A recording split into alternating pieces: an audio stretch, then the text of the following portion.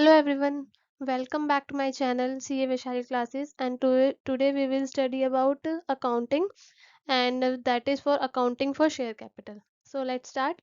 पहला टॉपिक है हमारा ऑथोराइज कैपिटल। हमारा ऑथोराइज कैपिटल क्या होता है? ऑथोराइज कैपिटल क्या होता है कि जितनी हम अपनी कंपनी में मैक्सिमम शेयर कैपिटल इशू कर सकें वो होती है हमारी ऑथोराइज कैपिटल।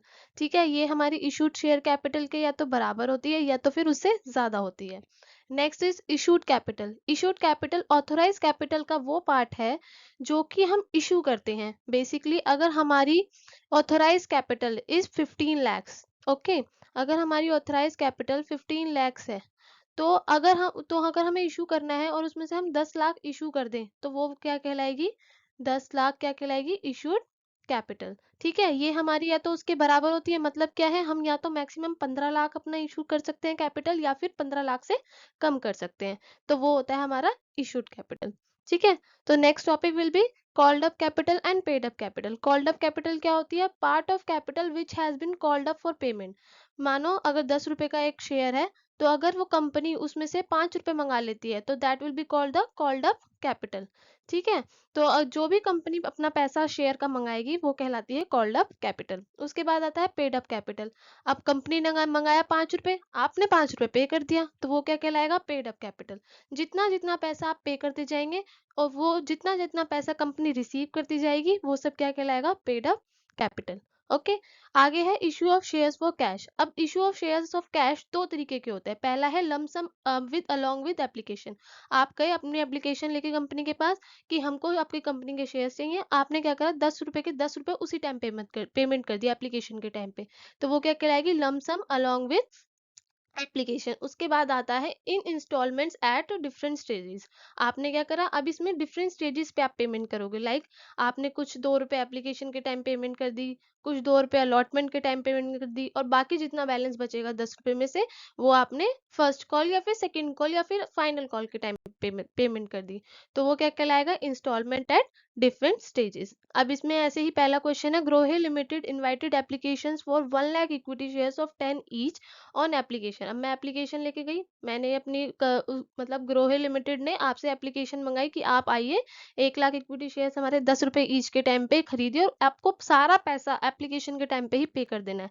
लेकिन एप्लीकेशन आपके पास कितनी आई? 1.5 लाख आई। तो अब इसकी जर्नल एंट्रीज पास करनी है। पहला है bank account debit to share application and allotment account. ठीक है, आपने क्या करा अपने पास से? उसके बाद इसमें एक और लाइन है प्रो राटा बेसिस कि आपने आई आपके पास भले ही एप्लीकेशन 1.5 लाख, लेकिन आपने क्या करा? जो पहले आया उसको आपने शेयर दे दिया। ठीक है, that is called pro rata basis. अब लेकिन आपने क्या करोगे? आपको शेयर सिर्फ 1 लाख ही देने, तो bank account debit to share application and allotment account. Bank में आपके पास पैसा आएगा कितना? 1 लाख इंटू 10, तो क्या आ जाएगा? वो आपका 10 लाख। तो आपका इसी तरह से ये एंट्री क्या हो जाएगी? Bank account debit to share application and allotment account. अगली एंट्री होगी share application and allotment debit to share capital account. अब आपने ये तो कर दिया, अब एक अकाउंट अब इस अकाउंट से क्रेडिट कर रहे हो, तो जितना अमाउंट आपने इस अकाउंट में क्रेडिट करा उतनी ही आपको क्या करनी पड़ेगी? उसके बदले अपनी कंपनी की शेयर कैपिटल देनी पड़ेगी। तो वो क्या अगली एंट्री क्या हो जाएगी? Share application and allotment account debit to share capital with the same amount, that is 10 lakh. अगला क्वेश्चन है rockstar limited invited application for 1 lakh equity shares ₹10 each payable ₹4 on application. अब ये क्या है? आपका इंस्टॉलमेंट का केस है। आपने क्या करा? 4 रुपए एप्लीकेशन पे करोगे, 3 रुपए अलॉटमेंट पे करोगे, और बाकी बचा हुआ जितना भी बचा फर्स्ट एंड फाइनल कॉल पे करोगे। अब बचा कितना आपका? 10 रुपए का आपका शेयर था। ठीक है, उसमें से आपने क्या करा?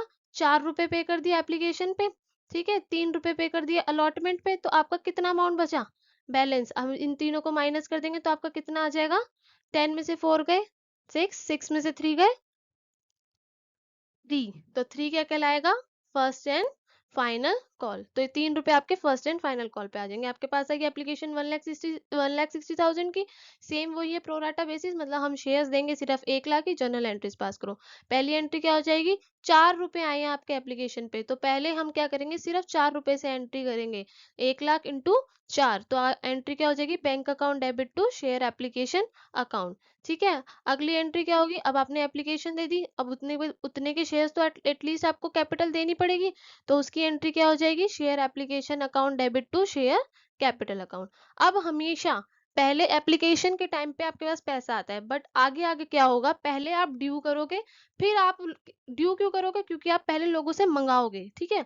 आप जब लोगों से पैसा मंगाओगे तब फिर लोग आपको पैसे देंगे, तो इसलिए हम पहले ड्यू की एंट्री करते हैं। Share allotment account debit to share capital account 3 lakh, क्यों, 3 रुपए अलॉटमेंट पे मंगाए थे, तो वही आपके शेयर कैपिटल में आ जाएगा। और फिर हम उसको करेंगे, हमारे पास बाद में 3 रुपए आएंगे तो bank account debit to share allotment account. और सेम उसी तरह की एंट्री हो जाएगी, share first call account debit to share capital account, क्यों, क्योंकि 3 रुपए हमारी share first and final call का अमाउंट था, तो हो जाएगी 3 लाख, और उसके बाद हो जाएगा bank account debit to first and final call. Okay. आगे हमारा है issue of shares and amount payable in lump sum. आप इशू कर रहे हो शेयर्स और अपना अमाउंट लमसम में पेमेंट कर रहे हो, तो जो मैंने आपको एंट्रीज बताई है वही होंगी, बस इसके अंदर एक एंट्री अलग हो जाएगी, टू सिक्योरिटीज प्रीमियम अकाउंट। क्यों, क्योंकि ये कौन सा केस है, ये वो केस है जिसमें हम 10 रुपए का शेयर तो होगा, लेकिन हम 2 रुपए एक्स्ट्रा मंगा रहे होंगे, तो वो किस चीज का अमाउंट होगा, वो होगा प्रीमियम का अकाउंट, तो ये उसके रिगार्डिंग एंट्री है। ओके। अब हम इसके रिगार्डिंग हम क्या करेंगे, नेक्स्ट पार्ट में पढ़ेंगे। So see you in next part, bye bye, and share, like, subscribe to my channel, bye.